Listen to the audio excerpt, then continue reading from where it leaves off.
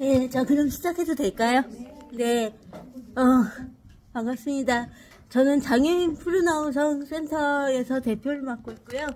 오늘 수원시 가족지원센터에, 장애인 성에 대해서 강의를 하러 왔습니다. 제가 유튜브를 하는 게 있어서, 전문적인 유튜버는 아니고요. 그냥 강의나 장애인 성에 대해서 할 말이 있을 때, 그때 옛날엔 컬럼을 썼었는데 컬럼보다 저는 언어 재미가 없어서 컬럼 대신으로 유튜브를 한다, 이 정도로 생각해 주시면 되고요. 제가 오늘 제가 강의하는 것만 녹화를 해서 제 유튜브에 올릴 거예요. 편집 과정을 거쳐서 올릴 거고, 나중에 완성이 되면 여러분들과 좀 공유하도록 하겠습니다. 복습도 되고 좋을 것 같습니다. 예, 저는 서울에서 왔고요. 수원에는 제 인생에 지금 한 4번째인가 5번째 오게 됐습니다.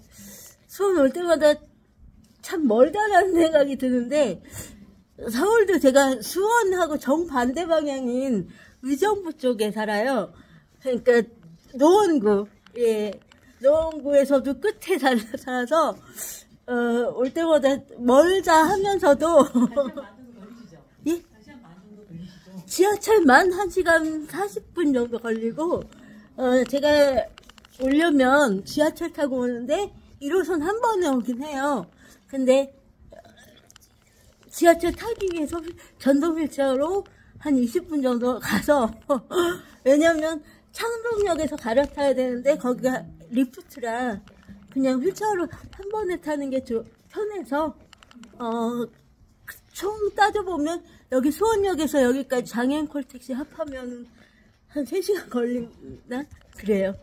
그러니까 제가 전국에 다 다녀봤는데 제주도 가는 거나 여기 오는 거나 비슷한 거 하는 것 같습니다. 아무튼 초대해 주셔서 너무 감사하고요. 이렇게 강의가 있어야만 제가 움직일 수가 있어서 갈 때마다 지역의 그런 정치야, 또 이 지역 분들은 어떤 옷을 입고 다니나 그런 것도 좀 살펴보고 그런 재미는 느끼고 옵니다. 그래서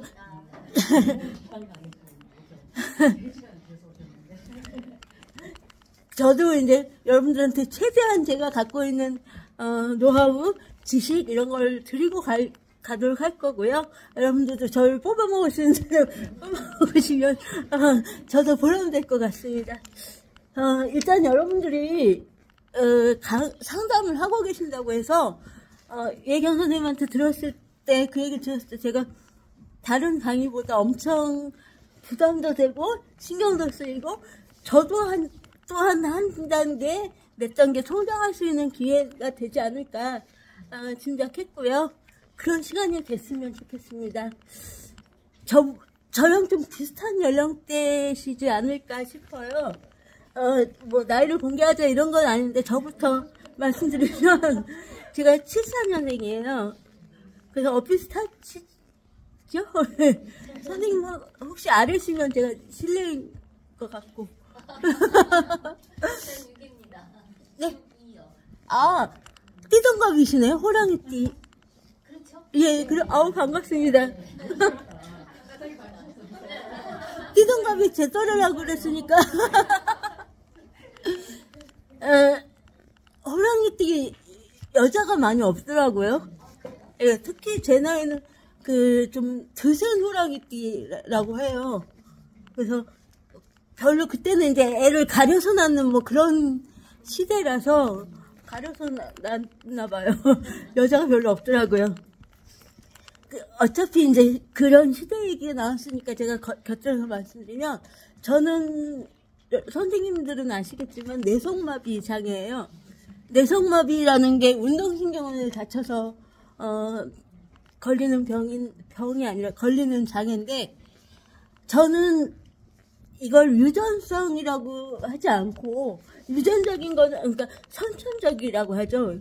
근데 선천적인 거는 유전에 의한 돌연변이거나 염색체 이상 이런 걸 선천적이라고 하고요. 의학적으로 따지면. 근데 저는 염색체 이상이나 그런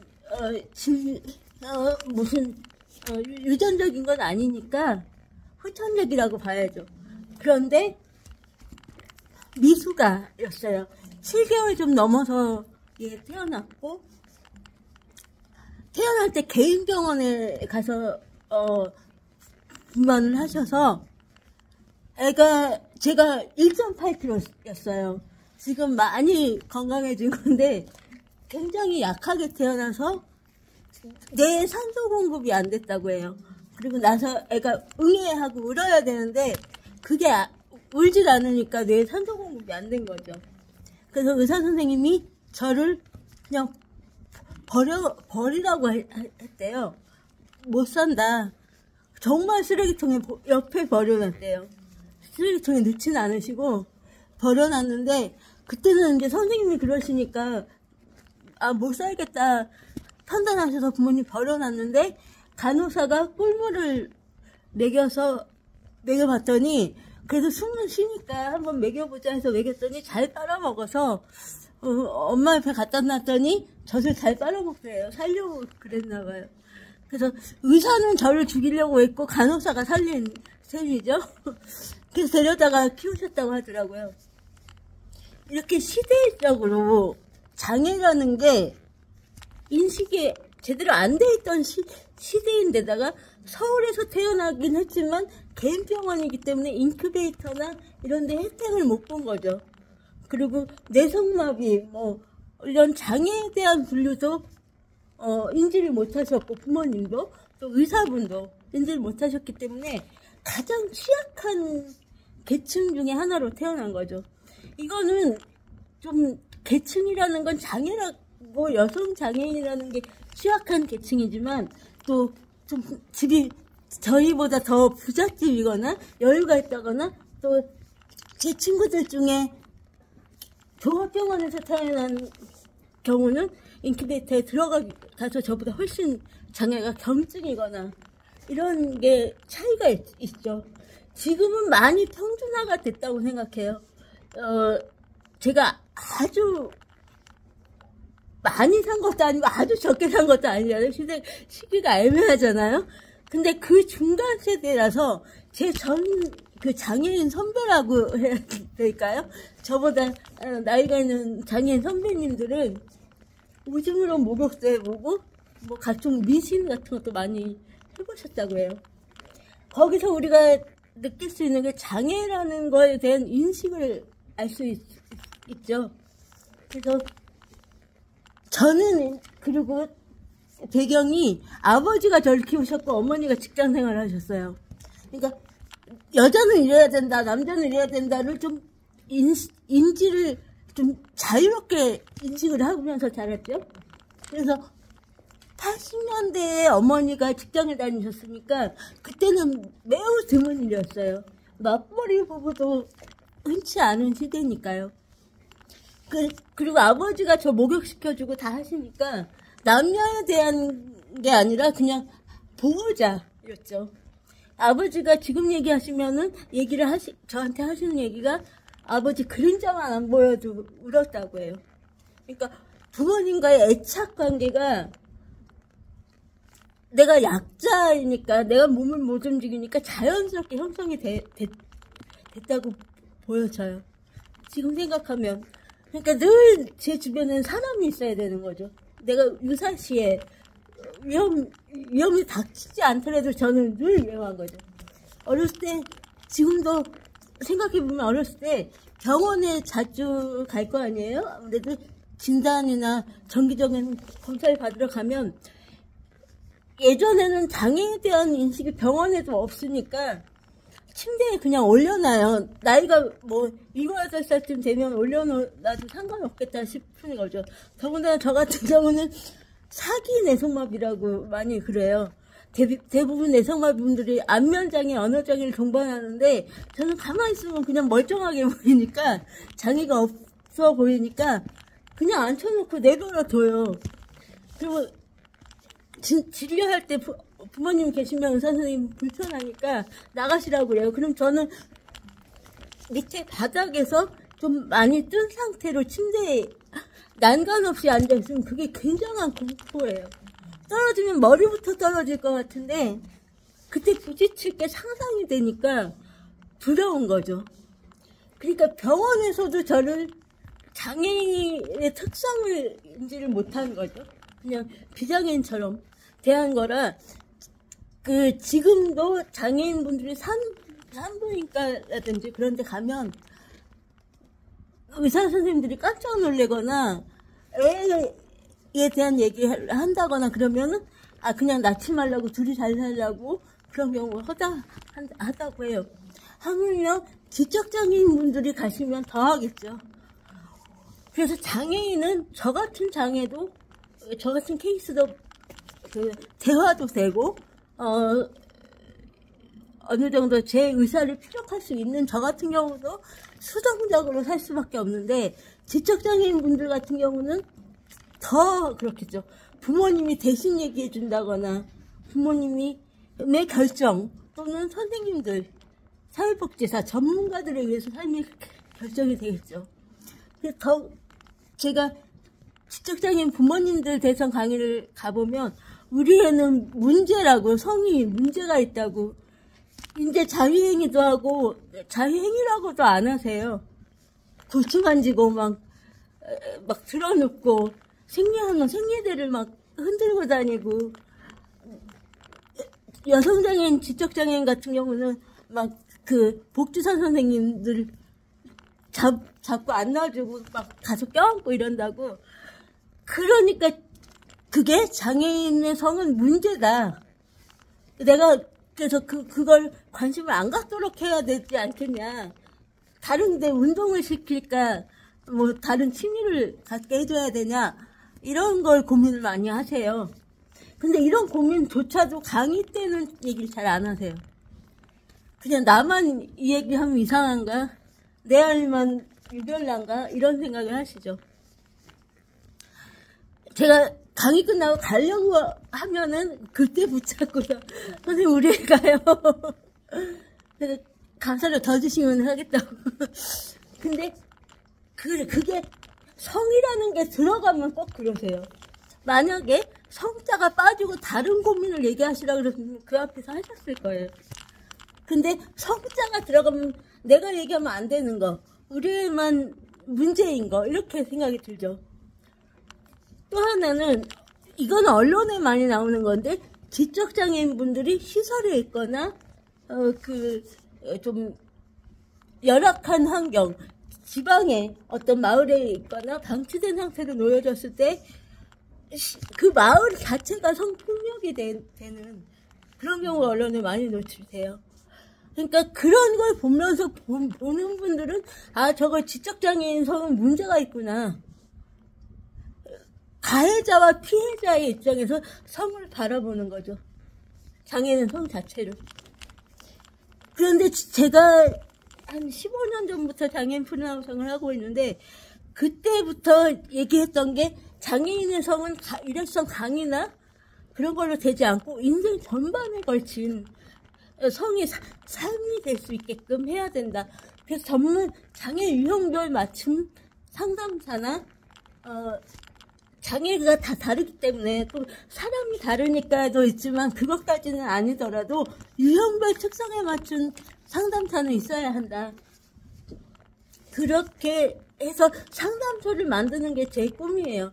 장애 유형별. 그 상담소가 각 지역마다, 구마다 있는 거. 그래서 장애인이 성에 대해서 알기 전에, 자기가 얘기를 하기 전에 지적장애인분들이 문제라고 노출되기 전부터, 아주 어렸을 때부터 교육시키고 상담할 수 있는 그런 사회 인식과 구조가 돼야 된다. 그래야 성이라는 것 자체의 인식도 높아지고 장애인의 성이 자연스럽게 받아들여지지 않을까 생각합니다. 제가 명함을 드린 게 진보당 명함이에요. 진보당 장애인위원회 위원장으로 있는데, 그 이유가 방금 말씀드린 성상담소 설치를 정책으로 만들기 위해서이거든요.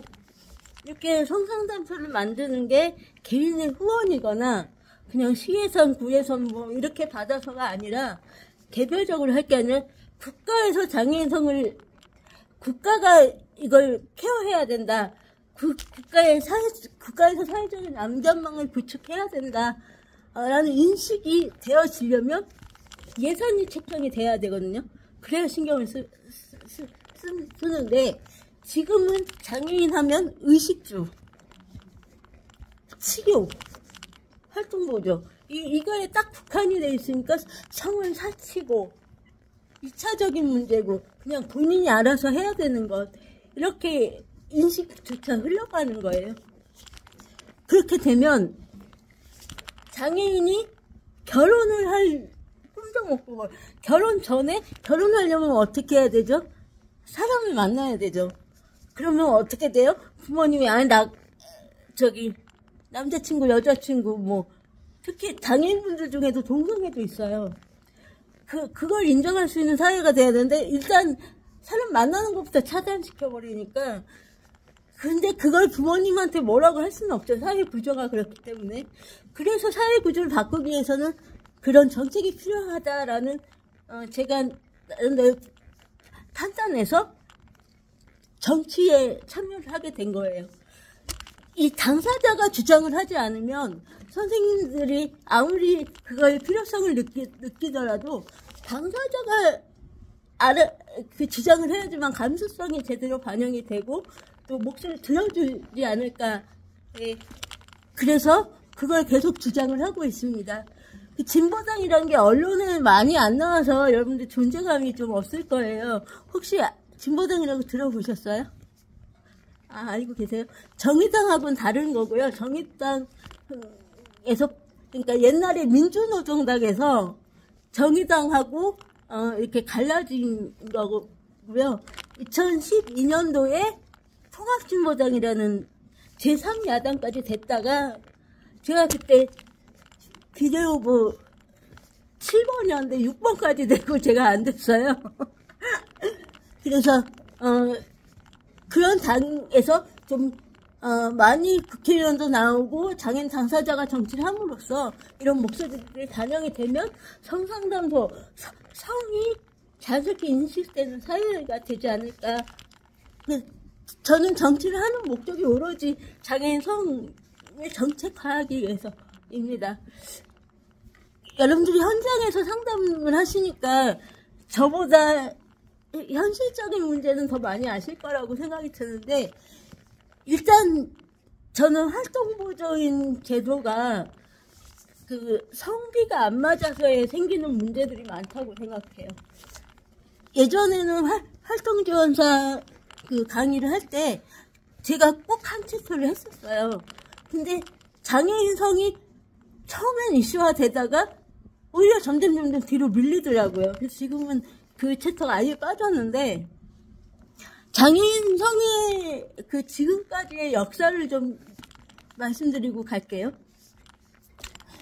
1990년도 중후반쯤에 장애인 자립이라는 게 대두가 됐어요. 그래서 자립하면 혼자 사는 게 아니라 내가 살고 싶은 곳에 내 주체적으로 사는 삶이 자립인 거잖아요. 근데 그 자립 안에는 지역사회에서 사람을 만나서 교류하는 것, 뭐든지 다 내가 뭐 사고 싶은 거 사고, 쇼핑하고 싶을 때 하고, 공부하고 싶은 곳에 가서 공부하고, 이런 거에 성이라는 아주 중요한 부분이 빠져 있어요. 그런데 어디에서부턴가 장애인 성도움이라는 얘기가 나오기 시작했어요. 2000년 초반 때쯤에 장애인이 성적인 욕구가 있다. 이게 딱 박혔어요. 장애인이나 그 장애인 주변에 관계자라고 해야 되죠.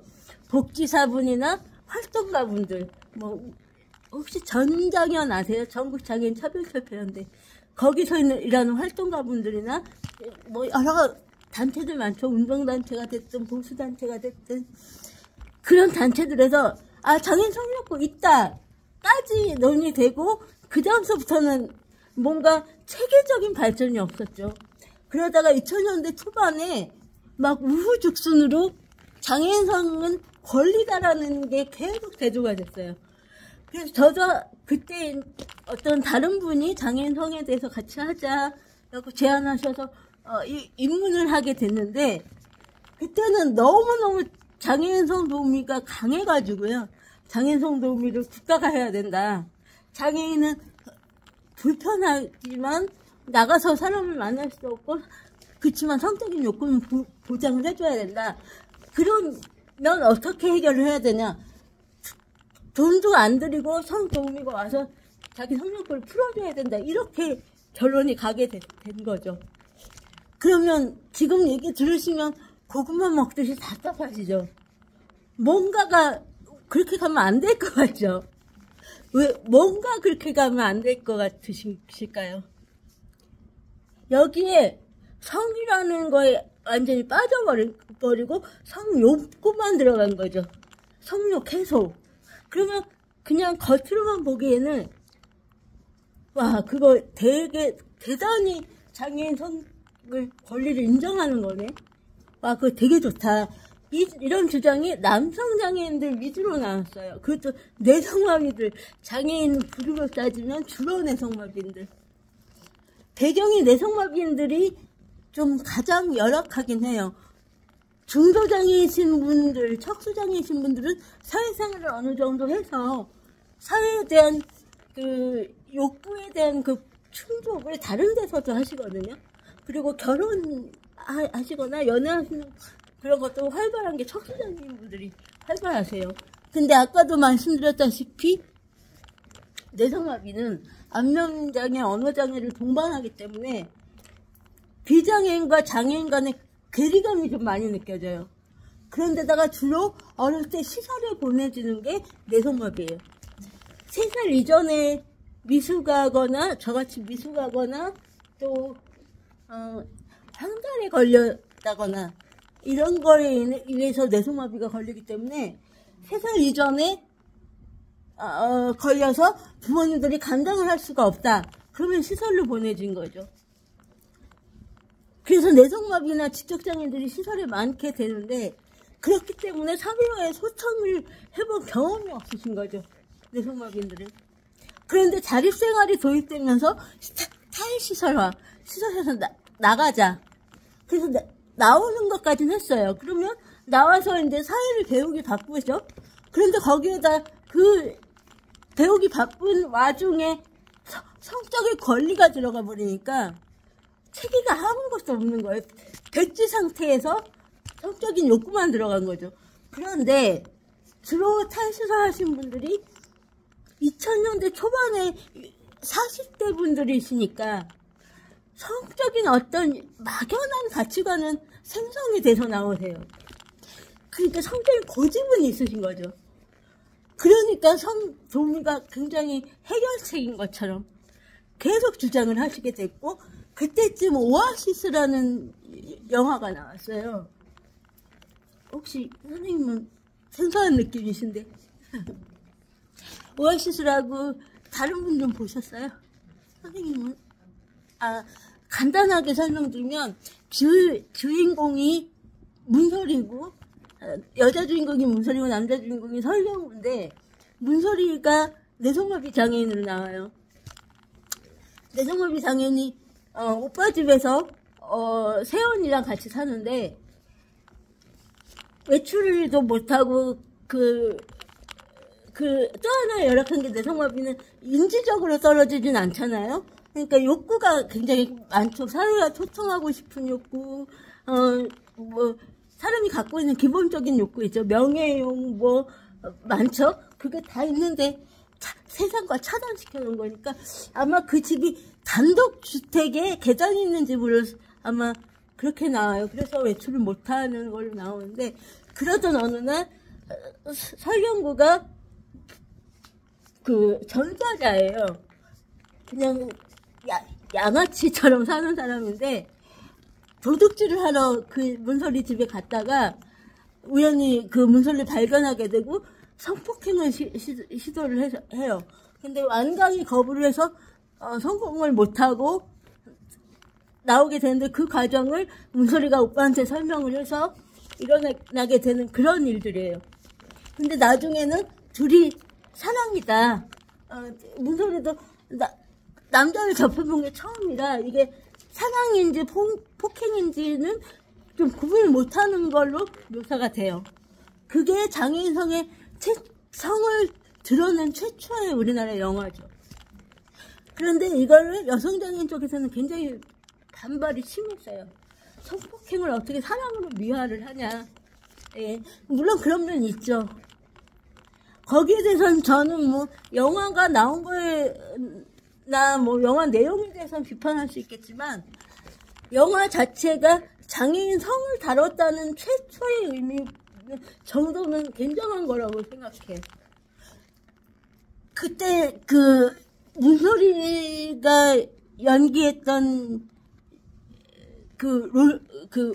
내송의 모델이 저랑 같이 초등학교 나온 언니인데 그 언니 한 번 만나고 이제 내송마비 역할을 했는데 굉장히 과장해서 했다고 짜증을 내더라고요. 화를 내더라고요. 근데 뭐 영화니까 영화적인 요소니까 그럴 수 있는데 그게 어떻게 보면 그때로서의 현실일 수도 있어요. 여성장애인의 현실. 저는 그런 시각에서 그려졌다고 생각을 해요. 보면서 같은 장애인의 입장, 여성장애인의 입장에서는 답답하기도 하고 왜 저렇게 그렸을까 생각도 들지만 한편으로는 저렇게라도 나를 성폭행의 대상이 될지언정 여자로 봐주는 사람이 없었다는 거죠. 그런 시각이 보이더라고요. 언니나 오빠는 나를 이용해서 뭐 장애인 등록을 하면 뭐 나오는 것도 있고 이런 거 챙길 생각하고 그냥 밥 주면 밥 먹는 사람 유아적인 단계로 아이처럼 취급을 했다면 설경구는 나를 여자로 봐준 사람 이렇게 된 거예요. 왜곡된 시각이지만 그걸 다루려고 하지 않았을까 짐작을 해요. 그래서 그런 영화가 나오고 또 이제 한번 공론화가 됐어요. 그래서 제가 장애인 프리나우성을 하면서 언론은 다 인터뷰를 해본 것 같아요. 조선일보, 뭐 경향신문, 유명한 조중동 뭐 여러 가지 했는데 그때 인터뷰를 하면 제가 운영하고 있는 장애인 프리나우성 카페에 회원이 하루에 100명 정도가 늘었어요. 근데 대부분의 99%가 대부분도 아니죠. 거의 100%가 비장애인 남성들 와서 내가 성소음을 해주겠다. 대단한 자신감이죠. 지가 뭔데 해주겠다. 와. 그러면서 여자들이 되게 여성장애인들 좋아할 것처럼 실제로도 그냥 장애인을 대입 안 해도 그렇대요. 여자들은 자기가 갖고 있는 외모보다 좀 못하다고 생각하고 남자들은 자기가 갖고 있는 외모보다 더 잘났다고 생각을 한대요. 그게 장애인들한테는 더 먹히겠다 생각을 하는 거죠. 내가 해주는 사람, 너네 성적 욕구를 만족시켜주는 사람. 이래서 상상글을 많이 올려요. 내용은 그렇지 않거든요. 제가 인터뷰한 내용은 성에 대해서 어떻게 바라볼 것인가. 장애인도 성적인 권리와 누릴 권리가 있다. 이 얘기인데 내용은 안 보고 완전 그리고 성소음을 반대한다. 근데 반대한다는데 왜 와서 해주겠다는지 그런 내용을 안 본 거죠. 그러면서 저희 센터가 되게 좋은 일 한다고. 그래서 그 이후부터는 그냥 성소음을 반대만 계속 인터뷰에서 얘기했어요. 그러면 안 된다고. 그러니까 인터뷰나 제 생각 또한 단순화가 되더라고요. 거기서 더 나아가서 대안도 찾고 성에 대해서 알려드려야 되는데 거기에 고립이 돼요. 그러니까 제가 장애인 성에 관련해서 일한다는 사람이 거기에 매몰돼 버리니까 다 주변 사람들이나 역할 자체가 그렇게 되는 거죠. 장애인 성에 대해서 그러니까 성폭력에 대한 센터는 많이 있지만 사후 대책. 근데 사전 예방이나 성문화 인식을 시켜주는 센터는 지금은 거의 저희가 유일할 거예요. 근데 그때도 그런 관점에서 센터나 일하는 사람은 거의 없었거든요. 그래서 저도 폭력적으로 계속 그렇게 제가 원치 않는 길을 가고 있더라고요. 장애인 성도미도 그 일방적인 건 폭력이다 이렇게 되니까 폭력적으로 계속 가서 어느 시점에서 안 되겠다 그러고 잠깐 쉬었어요. 쉬면서 다시 공부를 하고 다시 시작을 했죠. 근데 그러는 동안에 이 일이 아까 말씀드렸던 예산 문제가 편성이 안 되니까 자꾸 개인이 운영을 하게 되고 돈이 부족하니까 이게 연구할 시간이 없어지는 거죠. 여유가 없죠. 그러니까 하나둘씩 안 하시고 접고 그래서 지금까지 남은 거는 제가 유일하게 남았어요. 다들 다른 일 하시고 장애인 관련 일은 하셔도. 근데 저보다 선배님들도 그 매몰되는 단계에서 벗어나지 못한 상태에서 끝내셨다는 느낌이, 정황들이 보이는 게 주로 여성장애인분들이 하셔서 남성장애인이나 남성 비장애인에 대해서 적대감만 나타내세요. 왜 저렇게 생각하지? 왜 성도우미를 해주려고 하지? 안 돼. 여성도 권리가 있어. 여기서 그치게 되는 거죠. 주장을 하시다. 아니면 자극적인 칼럼, 자극적인 문구. 요즘에 그 언론들이 많아졌잖아요. 보시면 그냥 제목만 자극적으로 쓰고 내용은 별로 없는 거. 그런 것처럼 그렇게 흘러가게 돼요. 그래서 제가 이거는 센터로서의 역할이나 장애인성을 한다는 거에 대한 역할이 아니라 포르노처럼 조회수 늘리고 그렇게 가는 거 아닐까라는 의문도 들었어요. 그래서 2000년대 중반쯤에는 잠시 이제 그 소강 상태였죠, 장애인 성이. 그러면서 이슈화가 줄어든 거예요. 그때는 어마어마한 이슈죠. 장애인 성에 대해서 권리가 있다는 게 우리나라에 없던 일이잖아요. 그동안 시설에 갇혀 있다가 자립생활하게 된 거, 이동권, 편의시설, 활동보조 이런 문제들만 막 이슈화됐지 성에 대해서는 그렇게 인지돼 본 적이 없었죠.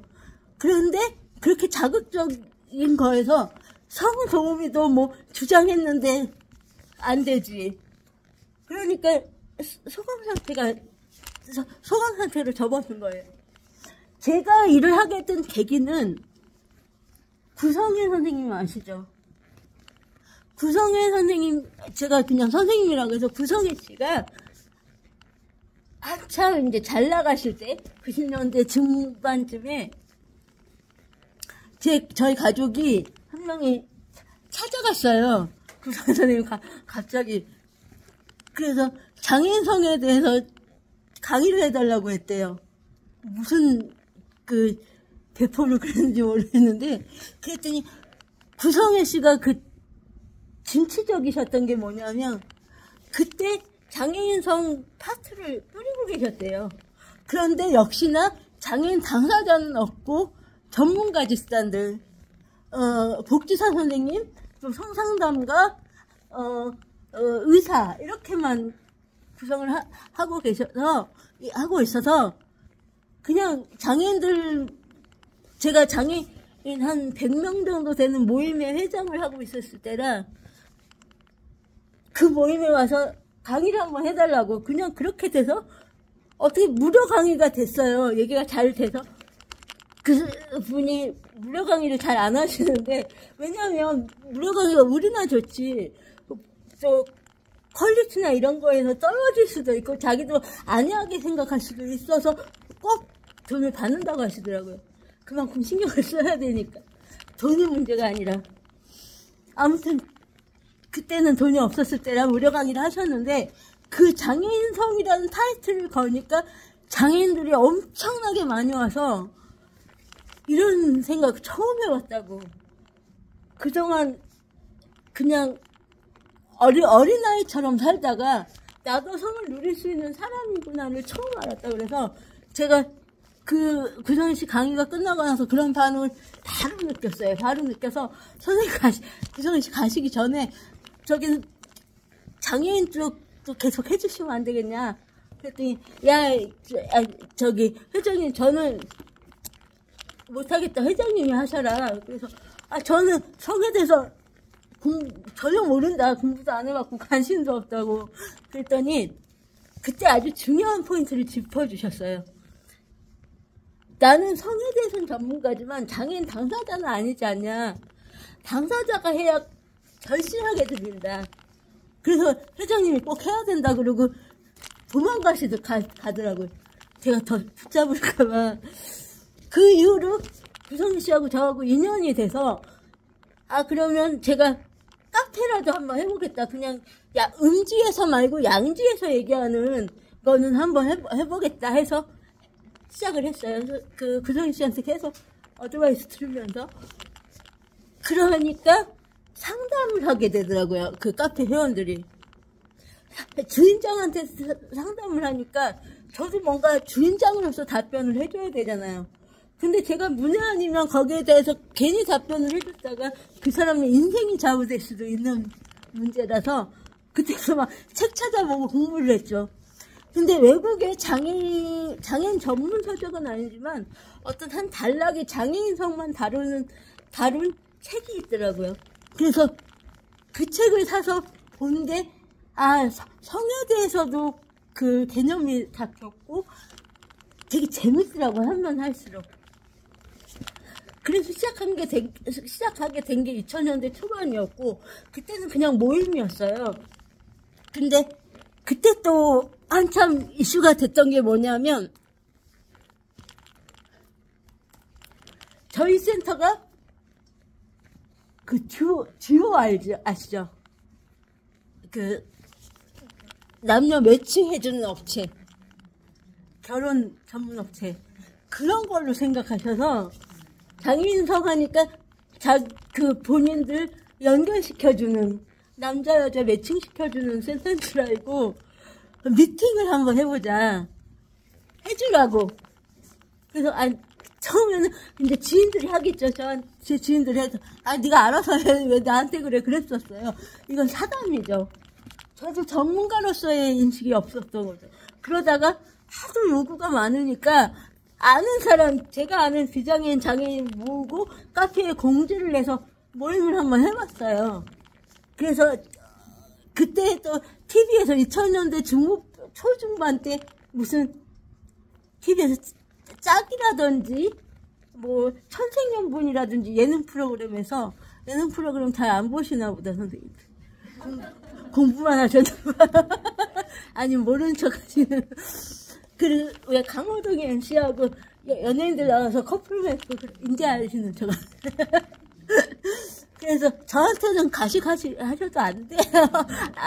다 걸립니다. 이게 소규모라서 이렇게 대화가 되니까 전 참 좋네요. 많은 분들 하시면은 저는 대화하면서 하는 편인데 그냥 이해를 하시는 건지 안 하시는 건지 잘 모르니까.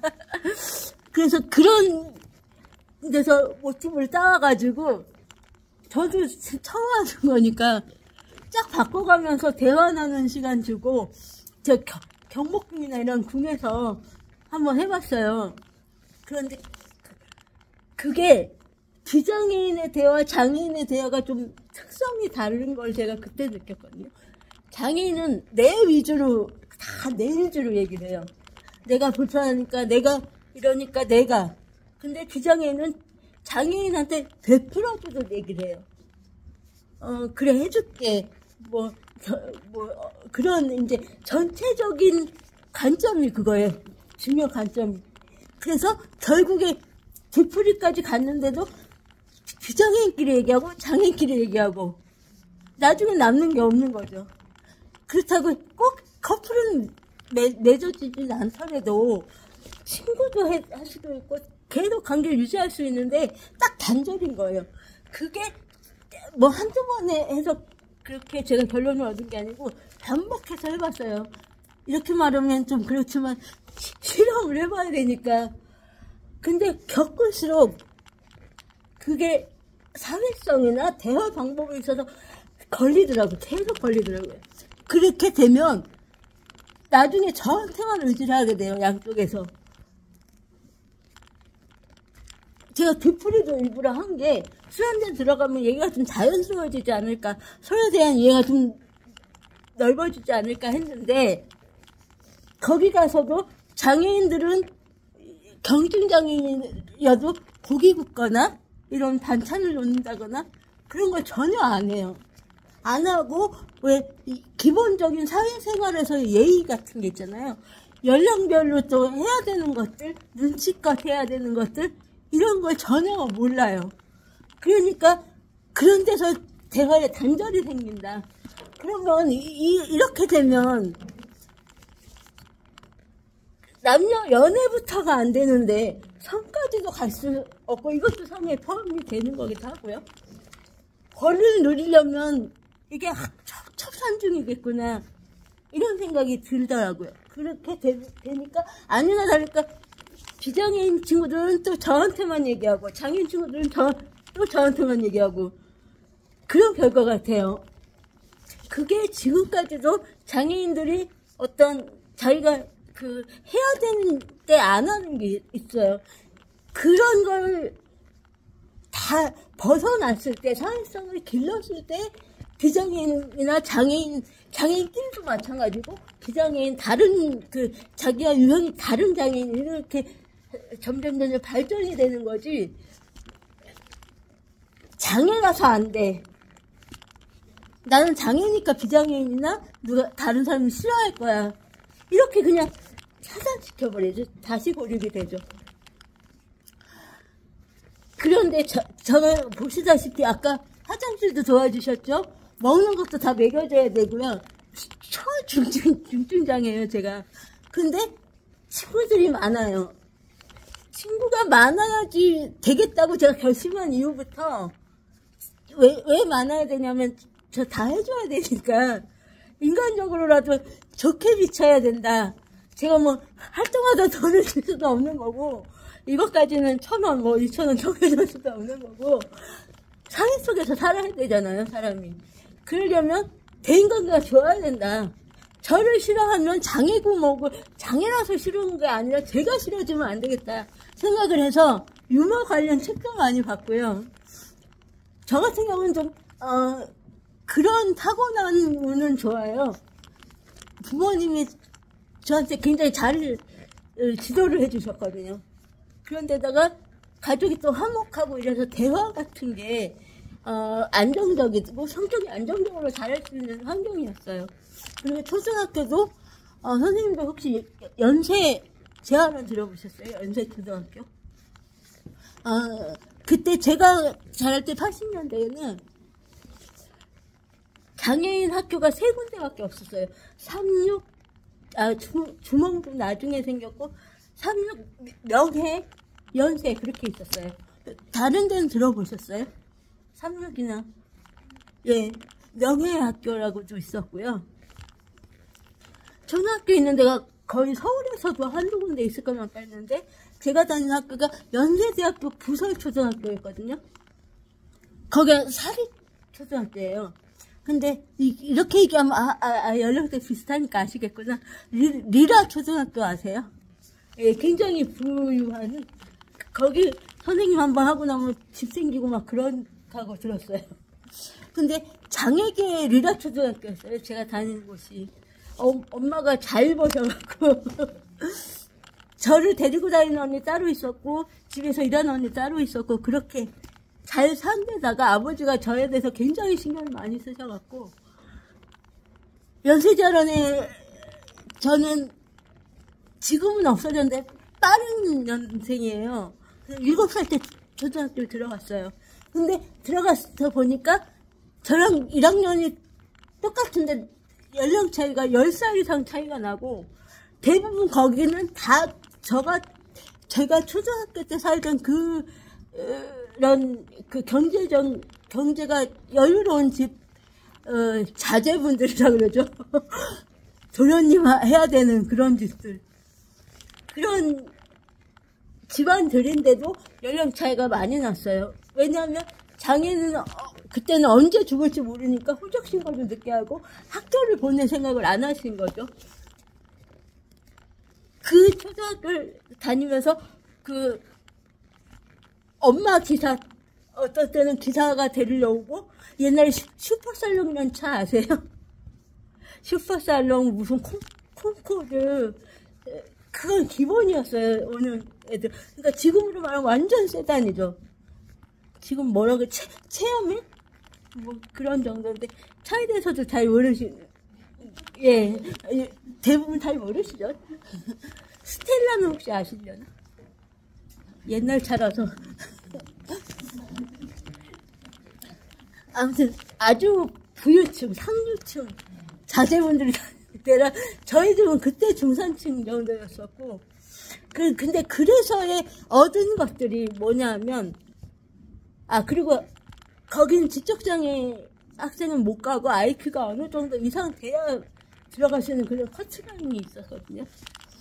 근데 학교도 사회다 보니까 거기 지금으로 따지면은 일진도 있었고, 전교생이 1학년부터 6학년까지 50명밖에 안 되는데 일진도 있었고, 또 거기서 왕따도 있었고, 저는 좀 잘 노는 그룹에 속했었고, 그런 걸 겪으면서 비장애인과 비슷한 학교 생활을 한 거죠, 지금으로 따지면.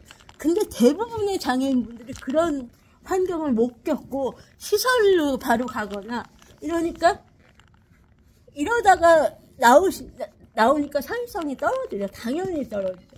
이거는 개개인별로는 이해할 게 아니라고 생각이 들지만, 사회적인 배경, 또 우리가 처한 구조적인 특성은 알고 계셔야, 제가 노력했던 게 거기서부터 출발하면 안 됐었구나라는 얘기를 하기 위해서, 이해를 돕기 위해서 말씀드린 거예요. 그래서 대화가 안 되고, 제가 얼마 전에,